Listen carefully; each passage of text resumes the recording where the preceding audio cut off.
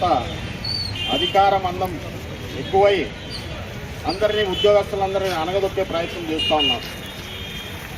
ముఖ్యంగా ఈ రాష్ట్రంలో ఏవైతే అమలు చేస్తానని ఆరోపించిన ఇవ్వాల్సింది పోయి మామూలు ఇచ్చే జీతభత్యాలు కూడా సరిగా ఇవ్వకుండా ఆ ఇన్స్పెక్షన్ ఈ ఇన్స్పెక్షన్ అని చెప్పి నానా ఇబ్బందులకు గురి చేస్తూ ఉన్నారు. వాళ్ళు సరిగా పని చేసుకోవడానికి కూడా అవకాశం ఇస్తూ ఉన్నాడు. ఇవి ఒక అంగన్వాడీ వర్కర్సే కాదు, ప్రతి ఒక్క ప్రభుత్వ ఉద్యోగి ఈరోజు ప్రభుత్వం మీరే కాదమ్మా ప్రజలంతా కోరుకుంటున్నారు.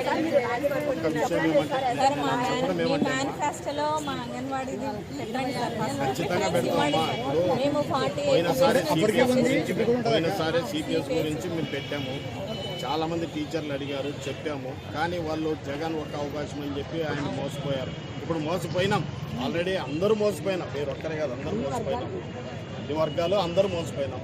ఈసారి మనం రియలైజ్ అయ్యి కావాలి. ఒకసారి చంద్రబాబు నాయుడు పరిపాలన చూసాం, ఒకసారి జగన్ పరిపాలన.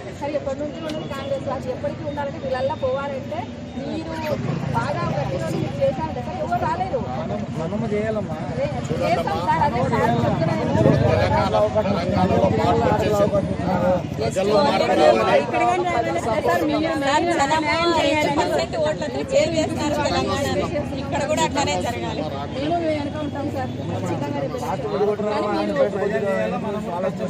రాష్ట్రము విడిగొట్టినారు అనేది ఒక షార్ట్ మాత్రమే, కానీ ఎప్పుడైనా అన్నదమ్ములు బాగా ఎప్పుడైనా ఎవరు సంసారం వాళ్ళు చేసుకోవాల్సిందే.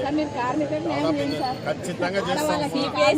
నేను ఖచ్చితంగా మా పిసిసి అధ్యక్షులు రుద్రరాజు గారిని అడిగి ఖచ్చితంగా అంగన్వాడీ వాళ్ళకి ఏమేమి ఉన్నాయో ఖచ్చితంగా మీ సమస్యల్ని మేము మా రాబోయే ఎలక్షన్లో ఖచ్చితంగా 44 తప్పకుండా చేర్చండి. ఖచ్చితంగా 20 ఏళ్ళ నుండి 30 ఏళ్ళ నుండి కార్మిక సంఘాలకి సేవ చేసుకుంటూ ఉన్నారు సార్.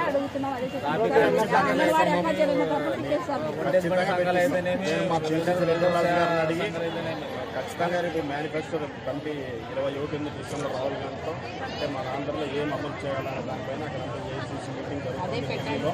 ఖచ్చితంగా నేను కూడా మాట్లాడి నేను కూడా సమస్యలు ఏమైతే ఉన్నాయో కాంప్లైంట్లు మాట్లాడాలి. దాని ప్రకారం మీ సమస్యలు కూడా నేను ఒకసారి చర్చిస్తాను.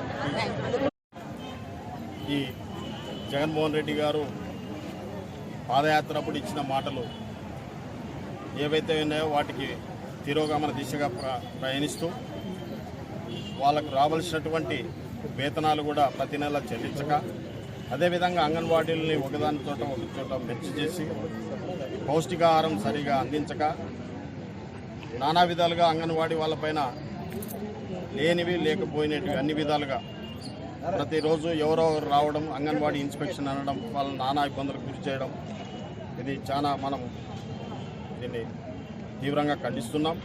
అదేవిధంగా వాళ్ళకి రావాల్సినటువంటి జీతాలు 26,000 రూపాయలు పెంచాలి. అదేవిధంగా సుప్రీంకోర్టు ఏదైతే తీర్మానం చేసిందో ఆ తీర్మానం వాళ్ళంతా రెగ్యులరైజ్ చేసి వాళ్ళకి జీతాలు చెల్లించాలి.